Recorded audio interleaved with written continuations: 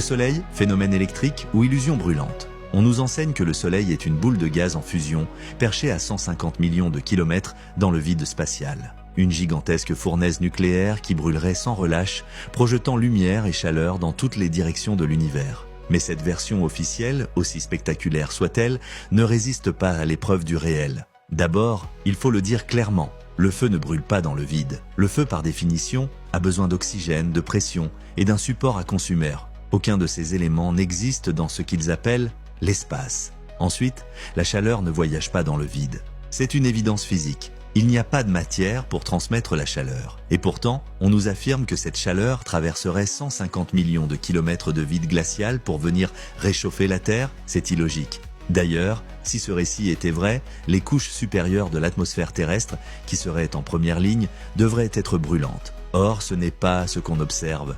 Plus on monte, plus il fait froid. En montagne, en avion ou en ballon-sonde, la température chute continuellement. Ce que nous constatons concrètement, c'est que le ciel est froid, pas chaud. La chaleur est en bas, au sol, et même selon le narratif officiel, ceux qu'on dit être dans l'espace doivent être protégés. Du froid. On nous parle de températures extrêmes dans la thermosphère, plusieurs milliers de degrés, mais sans effet thermique réel, car, dit-on, l'air est trop rare pour transmettre la chaleur. Une contradiction de plus? En réalité, le Soleil n'est pas une source de chaleur en soi, mais un émetteur d'ondes électromagnétiques. Lumière visible, infrarouge, rayons ultraviolets, ces ondes ne sont pas chaudes par nature, elles ne deviennent chaleur que lorsqu'elles rencontrent un support matériel. C'est la Terre, et plus précisément, la matière terrestre, qui réagit à ces ondes, elle les absorbe, elle vibre, elle s'échauffe. La chaleur est une réponse locale, pas une projection thermique à distance. Le Soleil ne chauffe pas l'espace, il n'émet pas une flamme flottante dans le vide, il stimule, il active, il déclenche.